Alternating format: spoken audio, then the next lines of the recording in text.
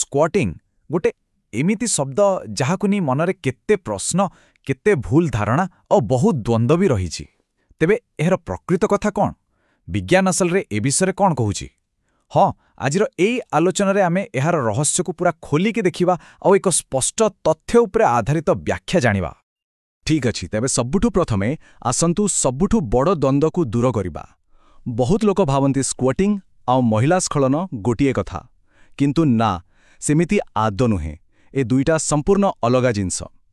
ଦେଖନ୍ତୁ, ସ୍କ୍ୱାଟିଂରେ ବେଶୀ ପରିମାଣର ସ୍ୱଚ୍ଛ ତରଳ ପଦାର୍ଥ ବାହାରେ, ଯାହା ମୁଖ୍ୟତଃ ଆସେ ମୂତ୍ରାଶୟରୁ। ଆଉ ଅନ୍ୟପଟେ ମହିଳା ସ୍ଖଳନରେ ବହୁତ କମ୍ ପରିମାଣର, ଟିକେ ମୋଟା ଧଳା ରଙ୍ଗର ତରଳ ବାହାରେ, ଆଉ ଏହାର ଉତ୍ସ ହେଉଛି ସ୍କିନ୍ ଗ୍ରନ୍ଥି। ତେଣୁ ଦୁଇଟା ଅଲଗା ଶାରୀରିକ ପ୍ରକ୍ରିୟା। ଏହି ପାର୍ଥକ୍ୟଟାକୁ ଆରମ୍ଭରୁ ବୁଝିଯିବା ବହୁତ ଜରୁରୀ। ତେବେ ଗବେଷଣା ଆସଲରେ କ'ଣ କହୁଛି? ଆସନ୍ତୁ ସିଧା ପ୍ରମାଣ ଉପରକୁ ଯିବା।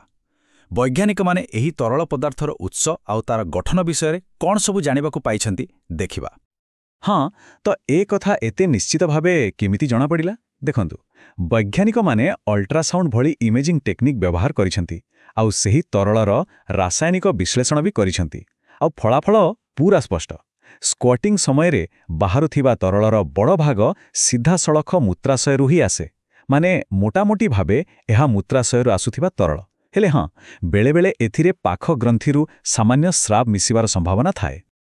ଆଚ୍ଛା, ଏସବୁ ଜାଣିବା ପରେ ମନରେ ଗୋଟେ ସାଧାରଣ ପ୍ରଶ୍ନ ଆସିବା ସ୍ୱାଭାବିକ ଯେ ଏହି ଅନୁଭବ କେତେ ସାଧାରଣ, କିନ୍ତୁ ଜାଣନ୍ତି ଏହାର ଉତ୍ତରଟା ଟିକେ ଜଟିଳ। ଯେତେବେଳେ ଆମେ ସର୍ଭେ ରେଜଲ୍ଟ ଦେଖିବା, ସଂଖ୍ୟାଗୁଡ଼ିକରେ ବହୁତ ଫରକ ଦେଖିବାକୁ ମିଳେ। ସତରେ କିଛି ରିସର୍ଚ୍ଚ କହେ ଏହା ବହୁତ କମ୍ ଲୋକଙ୍କ କ୍ଷେତ୍ରରେ ହୁଏ, ଆଉ କିଛି ରିସର୍ଚ୍ଚରେ ଜଣାପଡ଼େ ଯେ ଅଧାରୁ ଅଧିକ ଲୋକ ଏହା ଅନୁଭବ କରିଛନ୍ତି। ଏତେ ବଡ଼ ପାର୍ଥକ୍ୟରୁ ଗୋଟିଏ କଥା ସ୍ପଷ୍ଟ ଯେ ଏହା ଏକ ବହୁତ ବ୍ୟକ୍ତିଗତ ଅନୁଭବ। ଏହା ସମସ୍ତଙ୍କ ପାଇଁ ସମାନ ନୁହେଁ। ହେଲେ ଗବେଷଣାରେ ଏତେ ଫରକ କାହିଁକି?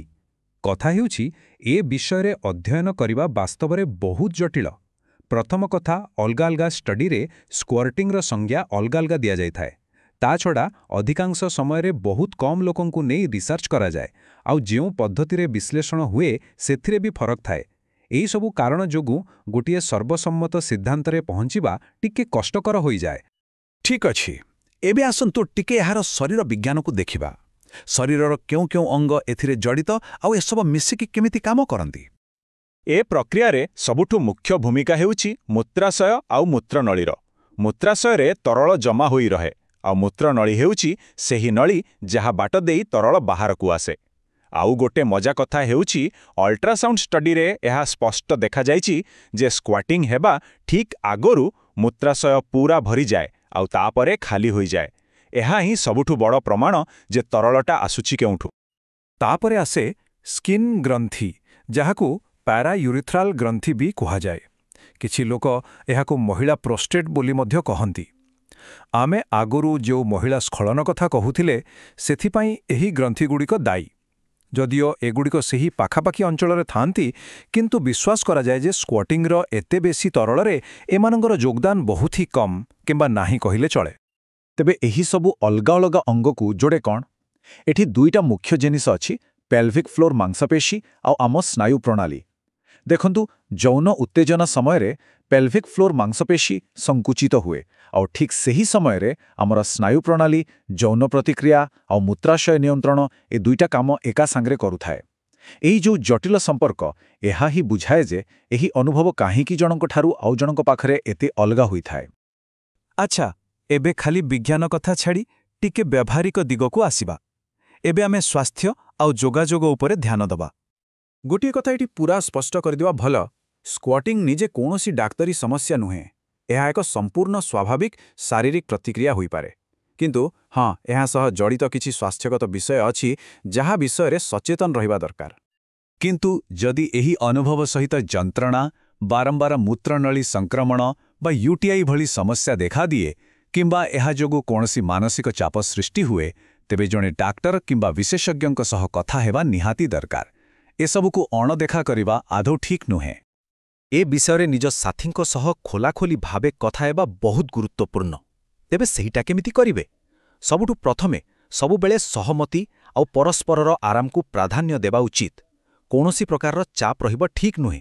ଦ୍ୱିତୀୟରେ, ଶରୀରର ସବୁ ପ୍ରକାରର ପ୍ରତିକ୍ରିୟାକୁ ସାଧାରଣ ଭାବେ ଗ୍ରହଣ କରିବା ଶିଖିବା ଦରକାର। ଏଥିରେ ଲଜ୍ଜାର କୌଣସି ସ୍ଥାନ ନାହିଁ। ଖୋଲା ମନରେ ଆଲୋଚନା କଲେ ହିଁ ପରସ୍ପର ମଧ୍ୟରେ ବିଶ୍ୱାସ ଆଉ ବୁଝାମଣା ବଢ଼ିଥାଏ। ତେବେ ଆସନ୍ତୁ ଏସବୁ ଆଲୋଚନାକୁ ସାରାଂଶରେ ଦେଖିବା। ଏଥିରୁ ଆମେ ମୁଖ୍ୟତଃ କ'ଣ ଶିଖିଲେ? ଚାଲନ୍ତୁ ଏହି ଦ୍ୱନ୍ଦ୍ୱରୁ ବାହାରି ଏକ ସ୍ପଷ୍ଟ ଧାରଣା ଆଡ଼କୁ ଯିବା।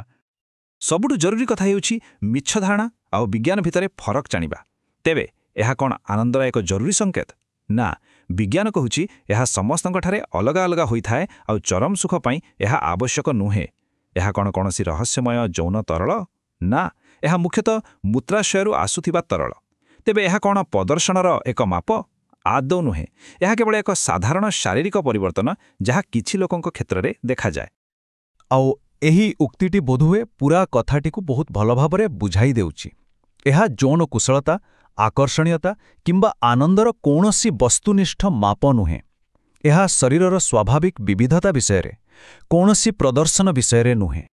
ତେବେ ଶେଷରେ ଗୋଟେ ଚିନ୍ତା କରିବା ଭଳି ପ୍ରଶ୍ନ ସହ ଏ ଆଲୋଚନାକୁ ଶେଷ କରିବା।